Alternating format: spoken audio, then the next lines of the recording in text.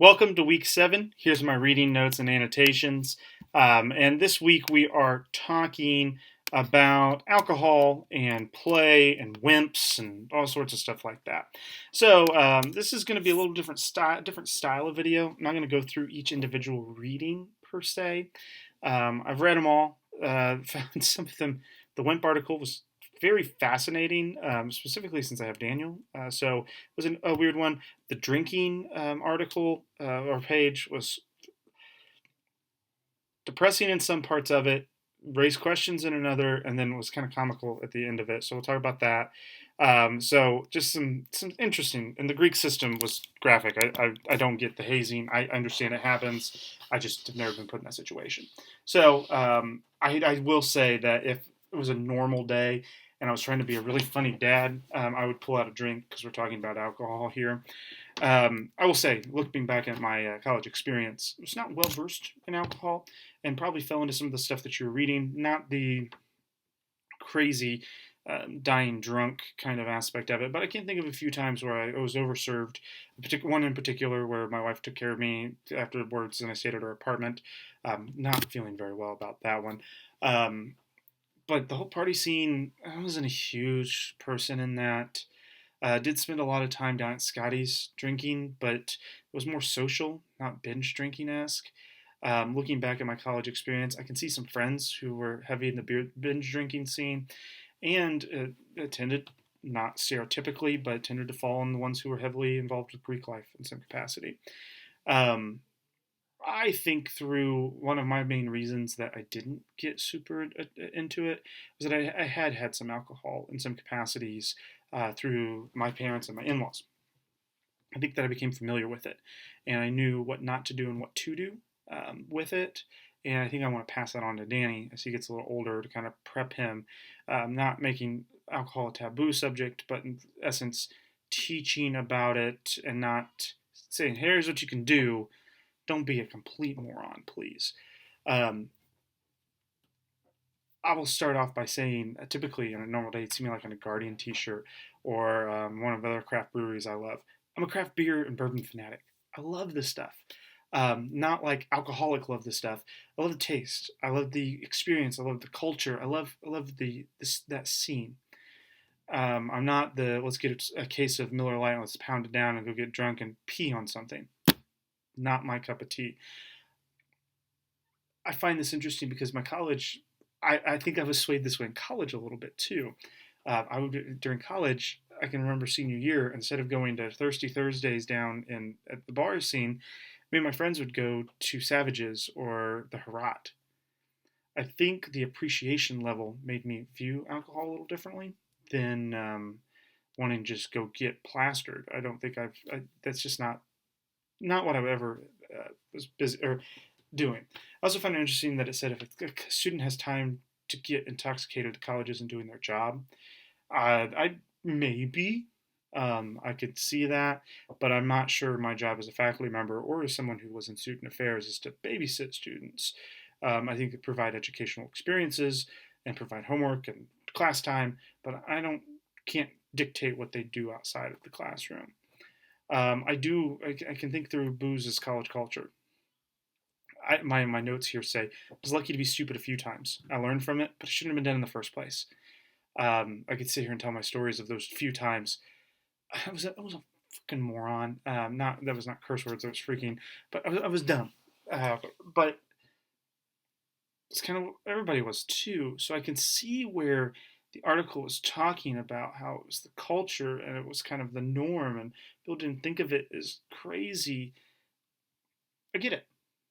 This is a lot different than the hookup culture ones or the yeah, specifically that one. Not the same. I've experienced this side, so I can kind of understand a little bit what was being talked about. I will say the how to be intoxicated piece did make me chuckle. There's different parts of that.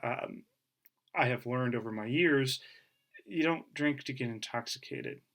I drink because I like certain things and the way they taste. I think that perspective should be portrayed across all cultures, but I definitely can see where college culture pushes you to get the intoxicated portion of that. As I sat and read the hazing article, um, I sit through some stories that I remember some of my friends that were not in the same exact hazing aspect of this, but similar in style. Um, I was never part of those organizations that would go through hazing in any capacity. So I would like to say I would never do it. I'd walk away. I'd like to say that I would never force somebody else through that, but I've never been in those shoes, so I can't say that for sure. I sit here and I think about it. I'm like, well, I could never be a part of like da da da. Like, concentration camps and Hitler pop in my head. Could never be a part of that, but people were. I mean, there's no explanation. There's explanations, but there's people say they would never do something like that, but it happened. So I know people their minds get switched through. Um, I will say I thought there was a disconnect between Greeks, the booze culture, and how they're kind of the forefront leaders or the main figurehead behind that. Um, I will tell you, I don't think I ever went to a fraternity party during my time at Ball State. It was never of an interest to me. I know my brother was part of a fraternity. A few different things when I think about it. Not my cup of tea, but now I'm part of a fraternal organization here in town, the Elks. Love it. One of my favorite things to do in town. I think it depends on the people. I think it depends on the time and the environment. Article I really liked was the WIMP article. Um, I have my 1-year-old Daniel. He's currently downstairs playing with his mother-in-law, or not his mother-in-law, his grandma, my mother-in-law, and letting me record these videos. I don't want to make him a wimp, um, but I could see where some parents would do that. We're ones that we go, okay, Daniel, go ahead, bump your head into that, see what happens, and maybe you'll learn from it. Not the one that puts all the padding on everything. We have removed a few things that are just like, I don't want to crack his head open, obviously. But there's a difference between safety and coddling, my opinion. And I think, honestly, my wife is the big pusher of this. She did her stuff in early childhood development. She knows how kids think, how they grow, how they learn. And I just let her do her thing. My job is to make sure he doesn't kill himself and has fun and plays. Um, we try that with Daniel, and I hope we're successful.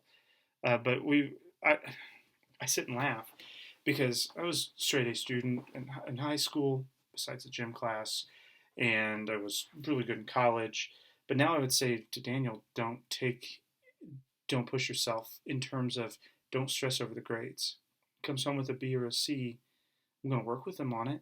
I'm going to challenge him to make him think about things. But grades aren't everything. The experience of learning is what we're there for, to learn some skills. I don't want to be the dad who sits and does all the homework for him. I'm going to be the dad that goes, hey, I can figure it out. You figure it out. See if you can do it too. This was an interesting article specifically for the parent that's in me. I will say that when it comes to students, I have noticed that I get very irritated with students, or as my notes say, I get pissed at some of my students for being wimps. And then I feel like a jerk when I try to break that habit of them being a wimp. My personal finance class is a perfect example. Students, if they have a bad grade, they email me like, "Well, I didn't. I had this came up. This happened, and I couldn't take the test." And I'm like, "Guys, I gave you 5 days to take it. It was open book, open notes. It was just to make sure that you were processing the information." And I send back an email response, and I'm not being a jerk with it, but I kind of am. Like, if you had this in real life and this was for your electric bill, they would turn off your electricity. So I can see the wimp side of it. Things happen. You suck it up, you learn how to fix it. I always appreciate the students to say, I know I did something wrong. I'm going to admit to that. I failed, I did this, but I want to figure out how I can do better going forward. That doesn't make me so upset as the other ones. And then I think about play. I think I learned how to play in high school, and one of my vignettes talks about that. I think that really plays to how I think about life and how I do everything. And I played in college, and I play after. I do a lot of things that make me not just sit around and do nothing. And it's not in like a coordinated fashion. A lot of thinking, a lot of playing, a lot of curiosity, and I love to see that in Daniel. He looks at something, he just can't figure it out. He's just like, "Holy crap, this is so cool!" Like he goes, well, "This is a mouse." He doesn't know what it is. He doesn't know what it does. He knows if he throws it, it'll probably hit something. He knows it's got a light in it, but he's excited the whole time with it. So that article made me smile, but also rethink of how I'm raising him, but not to the point where I'm going to be one of those crazy parents. That's my goal in life, not to be a crazy parent, to be a fun dad that encourages play, but I'm not a helicopter parent. I'll be there for him if he wants me to, help him when he needs it, and support him in the ways that he needs to grow.